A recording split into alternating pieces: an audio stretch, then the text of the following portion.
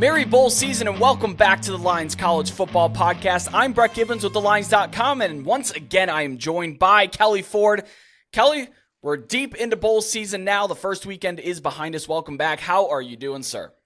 I'm doing well, Brett. Bowl season is always fun and exciting. We get now here, we're through the first weekend. Now we get the weekday games, right? So you flip it on, you're doing work. It's the holiday time. Work's maybe a little slow. You get to flip those things on in the background, and it really helps pass the day for sure. So it starts on Monday with a great game. So it's going to be fun, man. I'm excited. Yeah, bowl season is well underway. Let's keep it rolling. Yes, before we get into it all, don't forget to follow the Lines on Twitter at TheLinesUS. I am at Road to CFB, and Kelley's work can be found at K Ford Ratings. We'll be here breaking down the entire college football postseason slate, as well as every single bowl game upcoming. Like you said, we've got some midweek bowl action. 3 games that we've got on tap covering today. It's been an interesting start, I think, to the bowl games. Can't say, I tweeted out, can't say that I handicapped Ohio's freshman running back that was like 5th on the depth chart, running for 5 touchdowns, and Georgia Southern turned the ball over like 12 times. So, interesting start. We had the rain game in Orlando, a whole bunch of things going on. It's certainly been exciting, to say the least.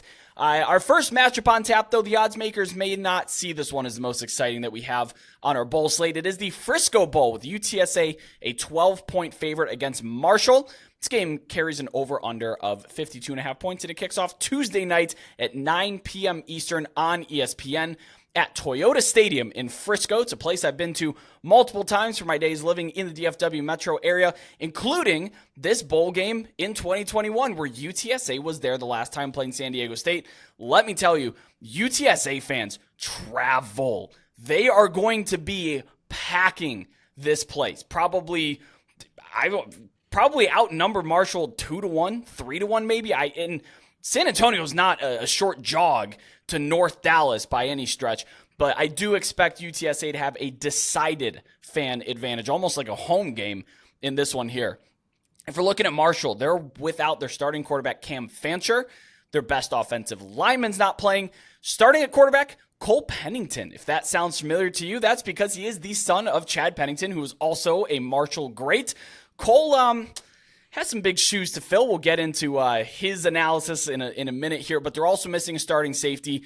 Looks like running back Rasheen Ali will play. I haven't seen anything that says otherwise, but keep your eyes peeled for that as we have just about 24 hours from time of recording here. It's been a tough year offensively for Marshall. In their final 4 losses on the season, they were held to under 10 points each. UTSA, on the other hand, they are top 40 in points per drive allowed. The defense has been playing very well this season. The line has moved heavily in favor of UTSA. They opened at -8.5. That was bet to as high as -13.5. I saw -14 hit before coming back down the other way. This does look like it is going to be the last rodeo for Frank Harris, who's been at UTSA for, 6 years, 5 years at the very... No, I think this is year 6 for him, and this is probably his last game in a Roadrunner uniform, although I have no idea how long kids can play anymore, so... UTSA, they did manage to turn things around this season. After a 1-3 start, they won 7 straight before losing their finale to Tulane, in which they had 5 turnovers. I remember if you were a UTSA backer in that game, you were pulling your hair out. Now, this Cole Pennington kid, no touchdown passes, 6 interceptions, a 44 passer rating. Fancher was the definition of average, but Pennington has just been atrocious this year. But as we've seen so far in bowl season, some of these unknown guys who didn't perform very well during the regular season can come in and have a inspired performance. But the numbers, the film, everything is telling me that this Cole Pennington kid, not the best option for this bowl game. Brett, his dad, Chad, had this guy, I forget his name, something like Randy Moss, I think, someone to throw to out there his years at Marshall. I'm not sure Cole has a Randy Moss on the receiving chart this weekend in this bowl game. As for Frank Harris, Brett, so he's been in college since 2017. Now, he did not play in 2017. He did not play in 2018, but he was on the UTSA roster starting in 2017. It has been 7 years of college football for Frank Harris. This is his last rodeo, as you said. Brett, while my model is not optimized for bowl season, I am 5-2 straight up right now at time of recording, and this is a game that I actually feel pretty confident about in favor of UTSA. In the preseason, I projected UTSA the number 54 best team to go 8-4. Not only did the Roadrunners go 8-4, but they finished the year number 57 in the power ratings. So the model had a really good read on this team from the jump, Brett, and I'm projecting them to get the win in this one. For Marshall, a 5-game losing streak in the middle of the season led to what was ultimately a disappointing year. Thundering Herd won one fewer game than expected, and their K-Ford power rating fell 4.5 points over the course of the season. By my numbers, this is the worst team in Huntington, Brett, since 2016.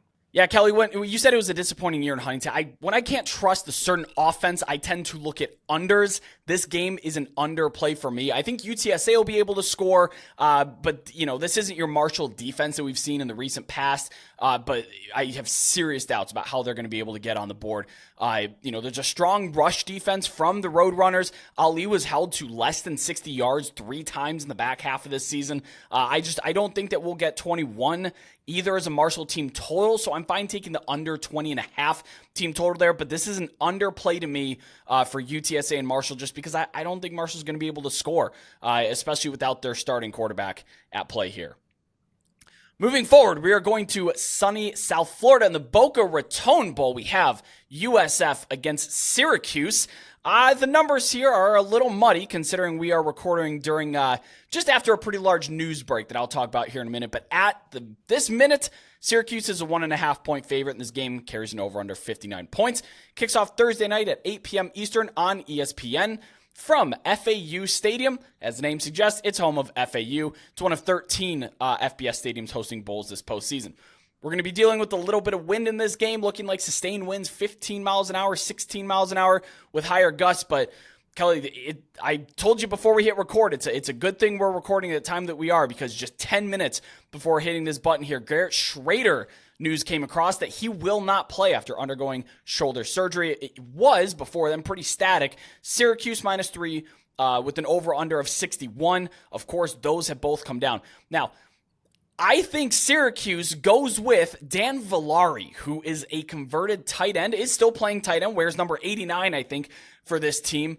If he does get that QB1 nod like he did late in the season, this is a much different offense. And I don't mean in success, I mean visually. They're more ground and pound than they already are, with short, very high completion throws for Villari, who actually signed with Michigan as a quarterback, pro style, out of high school. Syracuse also turns over their entire coaching staff.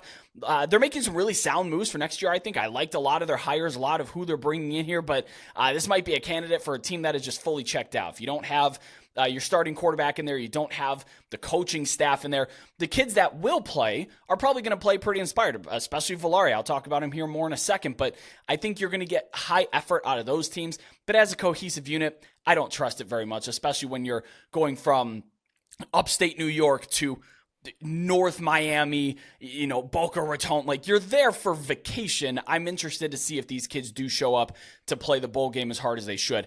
The over was hit really hard after opening at 57.5. Of course, that's come back down, but I've said in past videos that I believe a bad defense is a better fix for a bad offense than vice versa. And if you're looking at it, USF is 109th in points per drive allowed. Listen to this, Kelly. 55 points per game in losses this season. That's what they are allowing. There's a reason those are losses, Brett. Yeah. It's terrible. And in wins, it's 23.5. So when they're winning games, they are playing better defense, but I can't trust this defensive unit as far as I can throw them. And Syracuse, though, they failed to score 30 points between weeks 4 and 12. They didn't do it once. So, like I said, bad defenses are better fixes for bad offenses than the other way around. I'll be up front here. I originally bet USF to win this game. I took them with the points. I took them with the money line and over 61 points. But now with this Garrett Schrader news, I think the value falls out of USF. Honestly, if I see this pushing Syracuse +3 or better, I'm probably going to play back on the orange, and at that point, that would be the only play that I would have in this game. USF is indeed, though, playing their first bowl game since 2018. They have the travel edge, and I think this team is playing really hard under Alex Galesh. Great first year. They have the offensive firepower to play inspired. I still don't hate the over, kind of whatever this number settles on, so I'd be patient. Once it settles, I still don't mind playing back the over. This bowl game, Brett, is a perfect encapsulation of why it is so difficult to power rate teams during bowl season. All the things you just talked about, you've touched on almost all the factors that are at play during bowl season, not at play during the regular season. It's very, very tough for handicappers. I know you said you got in there early. You might get in there on the other side, depending on where it lands. This is it's such a different game in bowl season. It's why you're so good at it, Brett. I mentioned the 5-game losing streak for Marshall in the last preview. Well, Syracuse had their own 5-game losing streak after starting 4-0 this season. This is 2 years in a row, Brett, that the Orange got off to just a blistering start and couldn't maintain that momentum in the second half of the season. At 6-6, Syracuse fell about a win short of preseason expectations, and their power rating fell 3.5 points over the course of the year. It actually climbed from preseason to where they were after the 4-0 start, and it's plummeted like 10 points since then. So, yeah, the back half of the year, or really the last 2/3 of the year, just not good for Syracuse. You mentioned their scoring funk there from weeks 4 to 12. Yeah, exactly. USF, they had an interesting year. Their power rating is essentially unchanged. They began the year number 108. They're currently ranked number 109, but the Bulls won nearly a game and a half more than projected in the preseason. Now, Brett, that can happen when you go 5-2 in games in which you have a pregame win expectancy between 30 and 70%. I mean, that's a rough estimate for the toss-ups. They went 5-2 in those toss-up games. It's a nice way to get to bowl eligibility for the first time since 2018, as you said. Yeah, I did promise that I would talk about Valari a little bit. He burst onto the scene against Pitt. They used him primarily as a running back. 154 yards and a touchdown. He won, I believe, the National Ground Player of the Week in that game. Then they followed up the next game against Georgia Tech, where he rushed for 81 yards. But more interestingly, he went 14 for 14 passing for just 59 yards. But hey, 14 completions, that's not easy to do. Then he goes into the next game against Wake Forest, in which Garrett Schrader was still the quarterback, but he got some work in there, went 2 for 2, 51 yards, threw a touchdown pass, and had 51 yards rushing. So this kid he's talented, and the offense that they put around him works. And against USF's defense, especially one that is, I think, I'm at least going to say outsized by Syracuse's offense, I think they'll be able to get a push here. I also really like this Byron Brown kid on the other side, USF's quarterback. He rushed for almost 1,000 yards while passing for 3,100. He's got 34 combined touchdowns this year, and he really improved as a passer as the season went on. Galesha's system just meshed with this kid. He played really well. I'm very excited to see what he does in Tampa throughout his career. I'm actually looking to his rushing yards when those eventually are posted. The Garrett Schrader news, again, is throwing a wrench in that. We may not see this until Wednesday night, but I think I'm looking over on his rushing yards there. Syracuse gives up big-time work to opposing rushing quarterbacks. All right, the final bowl game that we have on tap for you here today, we have the Gasparilla Bowl between Georgia Tech and UCF. UCF is a 4.5-point favorite, and this game carries an over-under of 67 points. Kicks off Friday night at 6:30 p.m. Eastern on ESPN from Raymond James Stadium in Tampa. Yeah, I didn't include it in the one of 13 FBS stadiums because Ray J, that's an NFL stadium that a college football team, for now, happens to play football in. This is another point total in which the market decided was a mistake. This one has no excuse. It was just a flat-out mistake. They posted it at 61, and we're talking 67 now. You don't see totals move that much that often, especially up. I could see why Georgia Tech allowed 30-plus points in 4 of their last 6 games. The only team that they held under 21 was Virginia, and they finished the year 115th in points per drive allowed. But offensively, they've been able to keep up. They also scored 30-plus in 3 of their last 6 games and never fewer than 21. So Haynes King does have this offense chugging along pretty good. UCF on the other side, they led the Big 12 in total offense. They're top 30 in points per drive scored. But on defense, their secondary is a little bit thin with opt-outs, transfers, and injuries. So do keep an eye on that. I think that's why you're seeing the total soar so high. It does look like the defense improved for UCF if you just glance at the scores, but they played Oklahoma State without healthy Ollie Gordon. Ollie Gordon played in that game, but he was not healthy. That was a big letdown after Bedlam. They allowed over 400 combined rushing yards to Texas Tech and Cincinnati. Texas Tech, great rushing team. Cincinnati, not so much. And then they beat Houston after the team just quit on Dana Holgerson and, he got fired the next day. So that's where you're seeing the improvement, quote unquote, on defense. I don't know that it really is truly an improvement. Like the last game we talked about, look, if you're going to be betting underdogs in these high-scoring affairs, just take them outright. So if you're backing UCF, I would think about a play to the under. And if you're backing Georgia Tech, I would take them outright. 5-game losing skids, Brett. That must be the theme of this episode. First It was Marshall, then it was Syracuse, now it's UCF. UCF had the opposite phenomenon as their rivals here, USF, who, as we're talking about where they're playing this game, where USF plays their home games, while the Bulls overachieved win-loss expectations despite a relatively unchanged power rating, the Knights fell short of win-loss expectations despite a relatively unchanged power rating. They entered the year number 33, and I projected UCF to win 7.3 games, the highest of any of the Big 12 newcomers. While UCF did finish higher than their 3 newbie counterparts in the conference standings, a 6-6 finish can only be described as disappointing, Brett. The 45-3 win against Oklahoma State remains one of the wildest score lines of this season. I know what you're talking about. Ollie Gordon wasn't healthy. Oklahoma State's coming up bedlam. I think my model definitely picked UCF to cover in that game. I think you picked them outright to win even against Oklahoma State in this one. But still, 45-3. I mean, it was just a dismantling. One of the craziest outcomes that we've had this year. And this was the best UCF team by my numbers since the 2020 COVID-disrupted season. So I still think the future in the Big 12 is bright for the Knights, even though they didn't really get to the win-loss record that we had projected for them coming into this year. While UCF fell about a win and a half short of expectations, Brett, Georgia Tech exceeded those preseason realistic expectations by about that same margin. In the preseason, my numbers assigned just a 22% chance for the Yellow Jackets to go bowling, and here they are. So credit to Georgia Tech. I mean, 1-4 and 1-5 almost. You turn it around and get it done. It was a great year in Atlanta. This was the best team that this program has fielded since 2018, per my numbers. Brett, perhaps the wildest game of the entire season. Georgia Tech beating Miami on the road when all the Canes had to do with possession of the ball was just kneel. And literally, the game would have been over. Of course, we know how it went. To this day, I still cannot believe that is how that game ended. Without too many opt-outs or other factors to consider in this game, Brett, kind of as you outlined there, my model is probably a little bit more in play for this game than some of the other bowl games. The model has UCF -6. Both offenses should have the advantage in this game, as you mentioned, with that total being bet up. But the Georgia Tech defense is by far the worst unit on this field, the only unit outside the top 50 nationally, ranking number 94, Brett.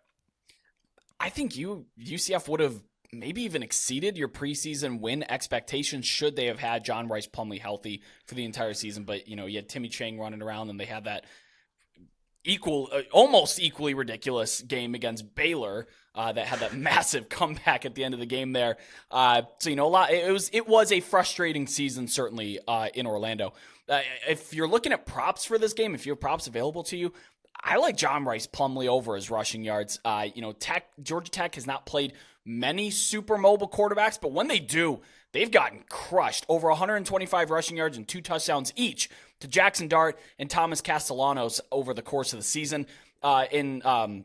Even Syracuse's converted tight end that I talked about in the last breakdown, that he rushed for 81 yards on this team, that he was technically playing quarterback there. So anyway, it's probably John Rice Plumlee's last game. I've said it before. I don't know how long these kids can play for. He might have 3 more years of eligibility that I don't know about. But if it is, I do expect him to be a large part of this offense, a larger part of the offense, and try to really will and carry this team to a victory in his last game in Orlando. But hop on over to our Discord server where you can connect with over 4,000 sports betting fans and get live updates in our college football channel. There you can join a sharp and very active community. And don't forget to subscribe to Lines YouTube for college football odds and betting videos for the remainder of bowl season. And subscribe to us on your podcasting app of choice, be it Spotify, Apple Podcasts, Google Podcasts, whatever you're using these days. Drop us a good review, continue leaving comments, let us know where you land on these bowl games. Kelly, before we officially close up shop, please let everybody listening know where they can find your work. Absolutely. You can find me on X at KFordRatings, the website KFordRatings.com, and over at thelines.com. Well, thank you so much, as always, for watching. I'm Brett Gibbons. That's Kelley Ford. We'll see you all next time.